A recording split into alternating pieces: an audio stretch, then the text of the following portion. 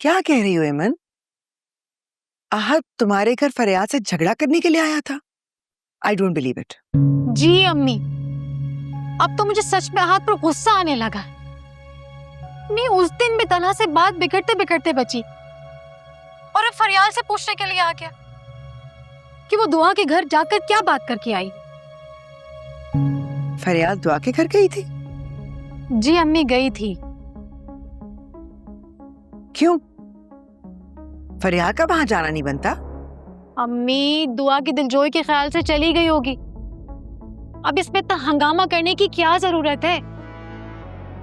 आप ये छोड़ें, ये देखें कि आहद ने जिद बांध ली है कि वो दुआ से उसी तारीख पर शादी करेगा जो नूर खाला तय करके गई थी, चाहे कोई राजी हो या ना हो। ये कैसे हो सकता है? उस तारीख में तो अभी 10 दिन भी नहीं बचे, और वैसे भी मुझे नहीं लगता कि दुआ या नुदरत इस बात के लिए राजी होंगी। आफ्टर ऑल, नूर खाला की हादसाती मौत कोई छोटा सा मामूली वाकया तो नहीं है। क्या हो गया इस लड़के को?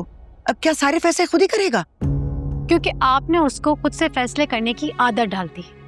अब वो वही करेगा ना जो उसका दिल करता है। खैर, ऐसी बात भी नहीं है। नहीं, ऐसी ही बात है।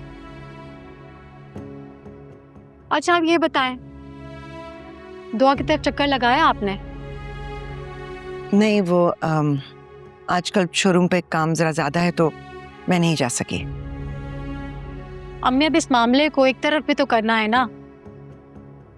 तो क्या करें एमन, तुम बताओ। आप एक काम करें, नुदरत आंटी की तरफ चक्कर तो लगाएं, देखे तो सही कि उनके दिमाग में क्या चल रहा है। क्योंकि अम्मी, मुझे लगता है उनके शौहर इस रिश्ते के हक में नहीं है। ऐसा क्यों कह रही हो? किसी ने कुछ कहा है तुमसे? अम्मी, मुझसे किसी ने नहीं कहा, मेरी सिक्स सेंस यही कहती है। क्योंकि अम्मी, मंगनी वाले दिन उनका रवैया उखड़ा उखड़ा सा था, जैसे वो राजी नहीं इस रिश्ते से। खैर, आप फिक्र नहीं करें, मैं घर आती हूँ, फिर उनके घर चक्कर लगा लेते हैं। ठीक है, आहद आ जाएगा तो मैं उससे भी बात कर लूंगी। ओके अम्मी, अल्लाह हाफिज।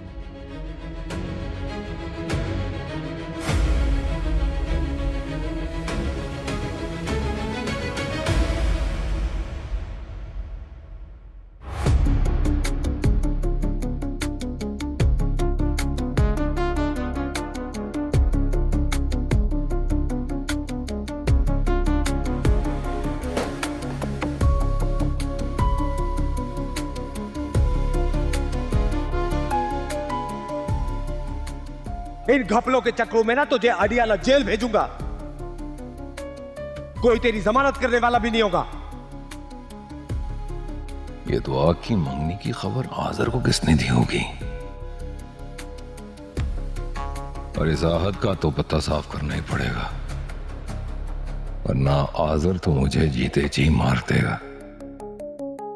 दुश्मनी में उससे बढ़कर घटिया शख्स और देखा नहीं मैंने।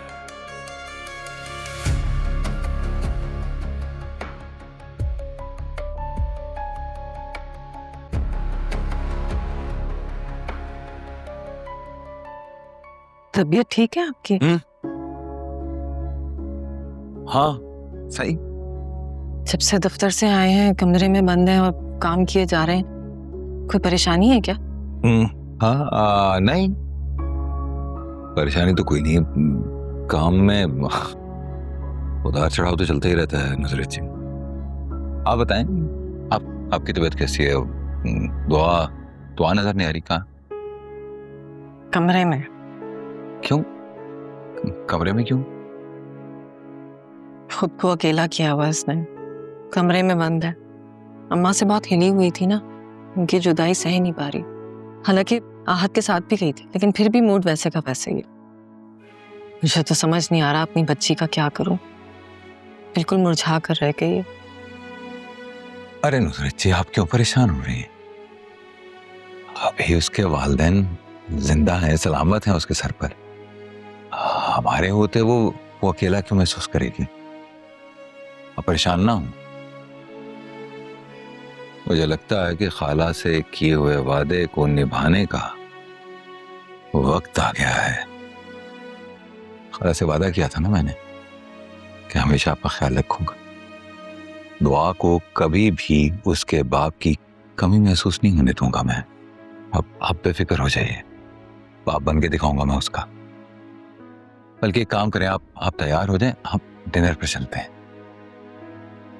मैं दुआ के कमरे में बैठा हूं, आप देखिएगा, 2 मिनट में उसका वो ठीक करके दिखाऊंगा आपको।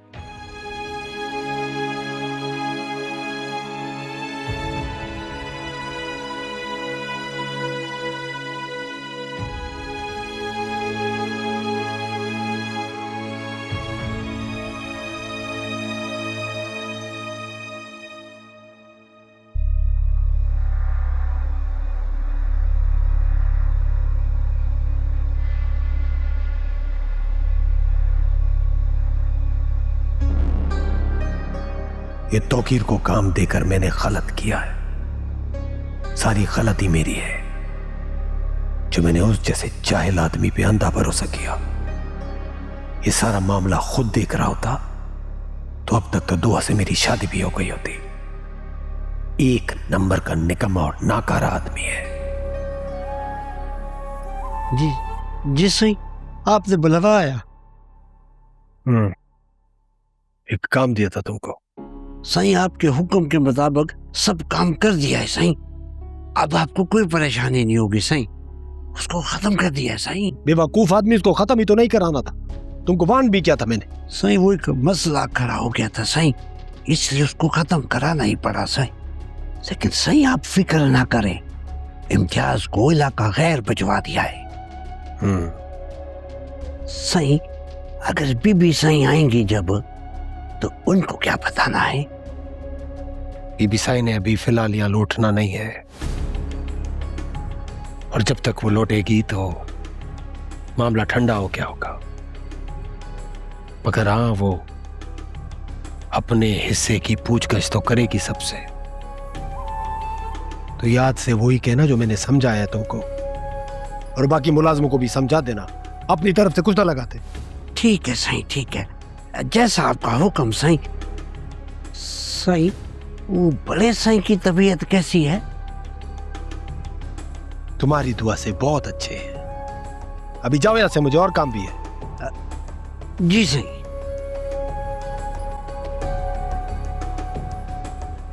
बड़े साई कैसे है? बड़े साई की तो अब मरने तक सिर्फ सांस चलेगी। बड़े साई